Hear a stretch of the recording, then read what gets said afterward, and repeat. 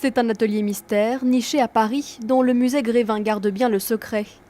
Ici, à l'abri des regards, on crée les statues des plus grandes personnalités. Un travail de longue haleine.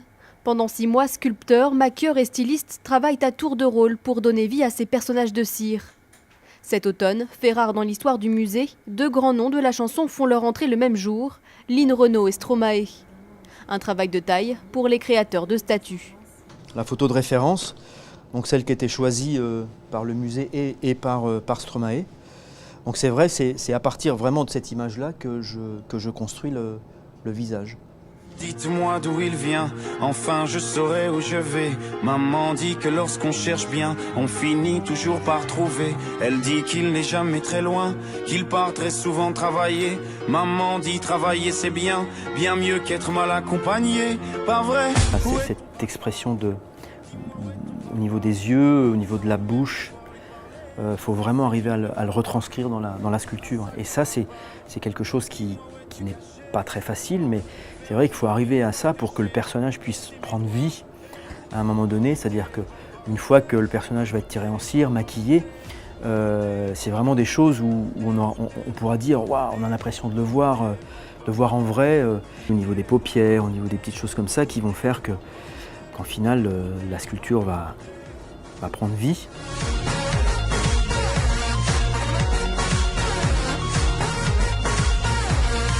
Alors voilà ce que va porter le personnage de Stromae. Je pense que beaucoup vont reconnaître que c'est la tenue que Stromae a dans son clip Papa Outé. C'est un choix de Stromae et de ses équipes parce que c'est un moment fort de sa carrière. Peut-être pas son lancement, mais enfin en tout cas c'est un moment qui va marquer sa vie. Donc il a voulu être entre guillemets immortalisé ainsi. Et puis il y aura un décor dédié, comme dans le clip exactement, donc avec un papier peint derrière, comme le costume. Première étape, peut-être la plus importante donc pour les professionnels du musée, rencontrer la personnalité. Un moment privilégié avec la star où tout doit être calculé. Pendant plus de 2 heures, chaque partie du visage est scrutée au millimètre près. Certains artistes, à l'image de Lynn Renaud, se montrent même très intéressés par le processus. Une aubaine pour celles et ceux qui travaillent sur sa jumelle de cire. On l'a vue 3 fois au moins, parce qu'elle était très intéressée en fait, par la qualité de notre travail. Et elle avait là-dessus pas mal d'attentes, donc elle a vraiment pleinement collaboré.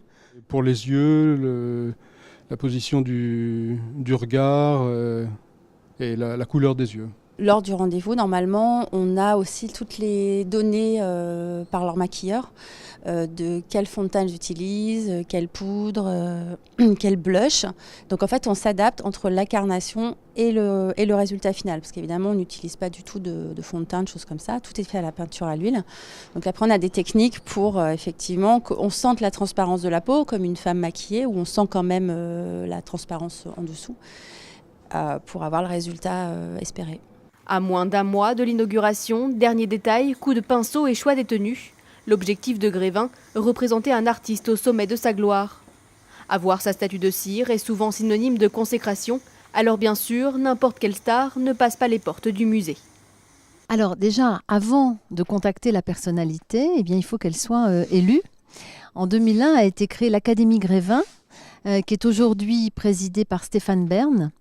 On se retrouve 2 fois par an pour élire donc ceux et celles qui vont entrer ensuite à Grévin. Donc c'est ainsi qu'ont été élus Stromae et Lynn Renaud l'année dernière. 2 artistes de styles différents qui pourtant poseront côte à côte au musée Grévin. Si Lynn Renaud est fin prête, il faudra attendre la venue de Stromae au musée pour découvrir les détails de son visage. Une venue qui marquera aussi l'heure du verdict pour ces professionnels des statues. Les personnages seront placés dans leur décor avec un éclairage approprié. Leur travail pourra ainsi être examiné de près par les principaux concernés.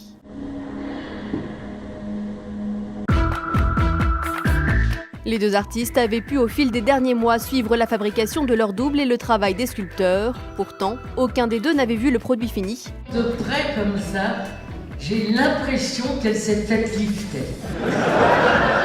Et on a pu casser le trac en 2, voilà. Voilà, c'est ça, c'est exactement l'émotion.